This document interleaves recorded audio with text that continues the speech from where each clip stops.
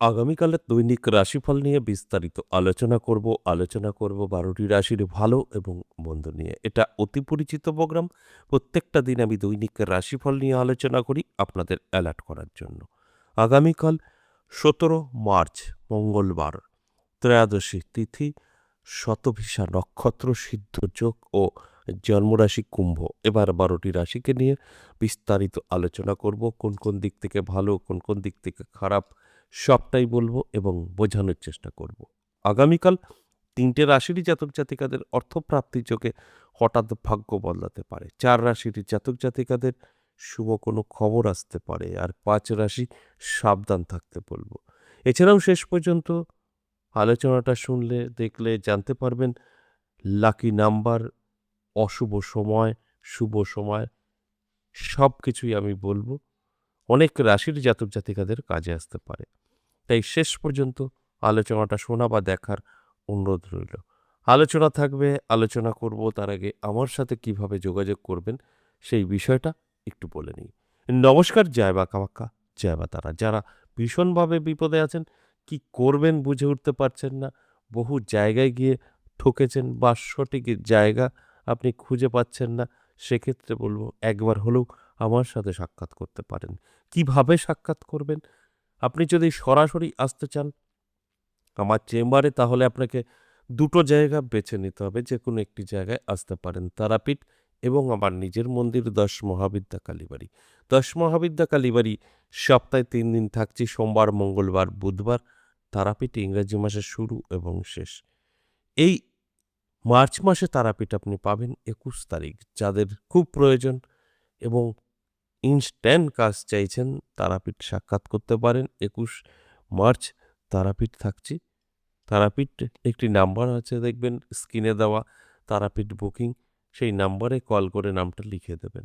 যারা নদিয়া বীরনগর ১০ মহাবিদ্যা কালীবাড়ি আসতে চাইছেন, তাদের ক্ষেত্রে বলবো 62 একটি নাম্বার আছে স্ক্রিনে, সেই নাম্বারে কল করে বিস্তারিত জেনে বুঝে নামটা লিখে দিতে পারেন।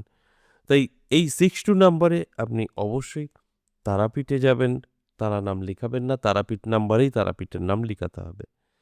এবার আপনি বহুদূর থেকে দেখছেন, আপনার আসা সম্ভব নয়, সেই জায়গায় দাঁড়িয়েও কিন্তু আপনি আমার সঙ্গে সাক্ষাৎ করতে পারবেন। কিভাবে? অনলাইনের মাধ্যমে। আপনি অনলাইনের মাধ্যমে আমার সঙ্গে সাক্ষাৎ করতে পারবেন। অফলাইন, অনলাইন যেটা আপনার প্রয়োজন বা আপনার ভালো, সেইভাবেই যোগাযোগ করতে পারবেন। অফলাইন এবং অনলাইন দুটোর ক্ষেত্রেই 62 নাম্বারে গিয়ে বিস্তারিত কল করে জেনে বুঝে নামটা লিখে দেবেন। আর তারাপীঠ বললাম সম্পূর্ণ আলাদা একটি নাম্বার আছে। তাই যেকোনোভাবেই হোক না কেন, যদি আপনি ভীষণ সমস্যায় থাকেন, আপনার যদি প্রবলেম থাকে, আপনার প্রয়োজন থাকে, আপনি আমার সাথে সাক্ষাৎ করতে পারবেন। এতে কোনো সন্দেহ নেই। শুধু আপনার দরকার আছে কিনা এটাই প্রয়োজন। এবার আসুন আজকের যে মূল আলোচনা, দৈনিক রাশিফল। এই দৈনিক রাশিফল আমি প্রত্যেকটা দিন আলোচনা করি আপনাদের অ্যালার্ট করার জন্য। কারণ এই দৈনিক রাশিফল থেকে আপনি আগাম জানতে পারেন আপনার ভালো সময়, আপনার খারাপ সময়। আর সেইভাবে আপনি আপনার জীবনে এপ্লাই করে চললে আপনার অবশ্যই যত রকম সমস্যা থাক তার সমাধান পাবেনই পাবেন। কারণ আমি কেন বলি সবসময় যে সমস্যা থাকলে অবশ্যই যোগাযোগ করতে পারবেন এবং যোগাযোগ হবে, এটা সম্ভব। আপনার সমস্যা যদি না থাকে, সেক্ষেত্রে আপনার কখনোই যোগাযোগ করা উচিত না।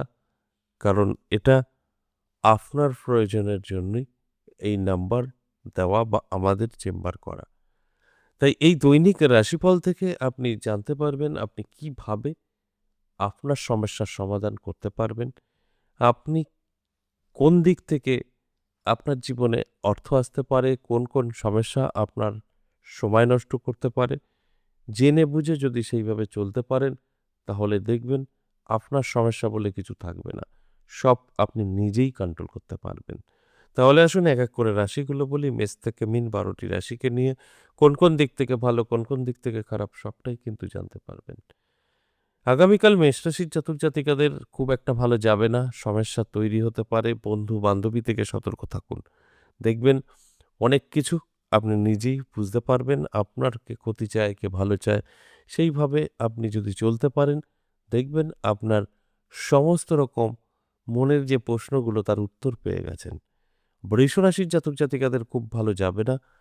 কিছুটা টেনশন কাজ করবে, দুশ্চিন্তা কাজ করবে। সেই জায়গায় কিন্তু আপনাকে একটু অ্যালার্ট থাকা প্রয়োজন আছে। যদি আপনি অ্যালার্ট থাকতে পারেন, সেক্ষেত্রে দেখবেন আপনি অনেকটাই ভালো থাকতে পারবেন। মিথুন রাশি ভালো সময়, হঠাৎ করেই ভাগ্য বদলাতে পারে, নানা দিক থেকে সুযোগ সুবিধা আসতে পারে। সেক্ষেত্রে কিন্তু আপনি অনেকটাই হ্যাপি হতে পারবেন, খুশি হতে পারবেন। অ্যালার্ট থাকুন, চোখ কান খোলা রাখুন, দেখবেন আমার প্রত্যেকটা কথা আপনি মিলিয়ে নিতে পারবেন।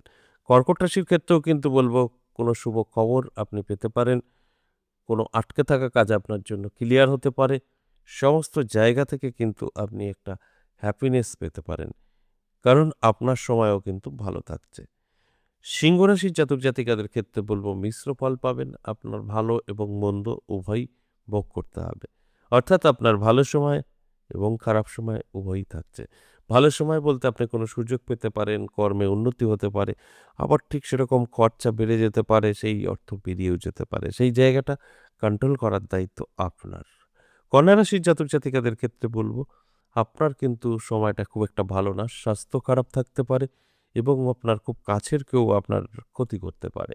তাই স্বাস্থ্য এবং শত্রু বলা যেতেই পারে আপনার সমস্যার কারণ হতে পারে। সেই জায়গাগুলো অবশ্যই মাথায় রেখে চলার চেষ্টা করুন। দেখবেন অনেকটাই ভালো থাকবেন। তুলা রাশির জাতক জাতিকাদের সময় কিন্তু যথেষ্ট শুভ থাকবে।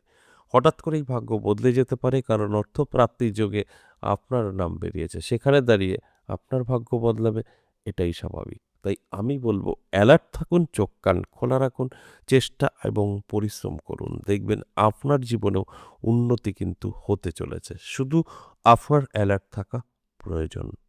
বৃশ্চিক রাশির জাতক জাতিকাদের কিন্তু যথেষ্ট ভালো সময় থাকবে। আটকে থাকা কাজ ক্লিয়ার হবে। সমস্ত জায়গা থেকে সুযোগ সুবিধা আপনি পাবেন, কারণ আপনার সময়টাও যথেষ্ট ভালো। আর এই ভালো সময় আমি সবসময় বলি, ভালো কাজে ব্যস্ত থাকুন। দেখবেন আপনার সমস্ত রকম বাধা বিঘ্ন কেটে যেতে পারে। ধনু রাশির জাতক জাতিকাদের সাবধান থাকতে বলবো। হঠাৎ করেই ক্ষতির সম্ভাবনা, সেটা আর্থিকও হতে পারে বা সম্পর্কও হতে পারে।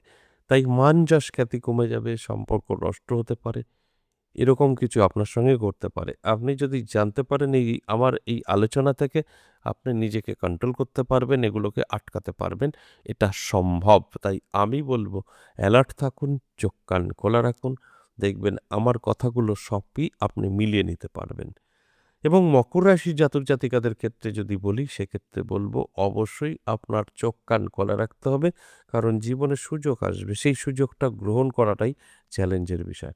তাই অ্যালার্ট থাকুন, আমার কাজ আপনাদেরকে অ্যালার্ট করা। আর সেইভাবে যদি চলতে পারেন, আপনার ভাগ্য কিন্তু বদলাবে। নানা দিক থেকে সুযোগ এবং যোগাযোগ কিন্তু আপনারও তৈরি হবে।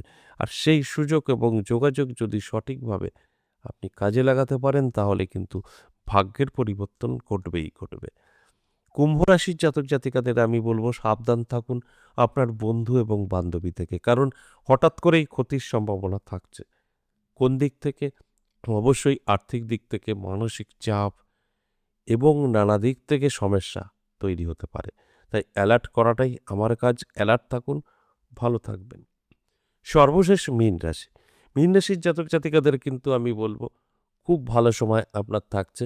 হঠাৎ ভাগ্য বদলাতে পারে, নানা দিক থেকে অর্থ এসে আপনার হাতে ধরা দিতে পারে। এটা পজিটিভ। তাই অ্যালার্ট থাকুন, চোখ কান খোলা রাখুন। এই যে আলোচনাটা করলাম মেষ থেকে মীন ১২টি রাশির, এটা সম্পূর্ণ অ্যাভারেজ এবং সর্বজনীন। এবার আসুন আগামীকালের রাহুকাল সময়, অর্থাৎ অশুভ সময়। অশুভ সময় দুপুর ২:৪৬ থেকে বিকেল ৪:১৬।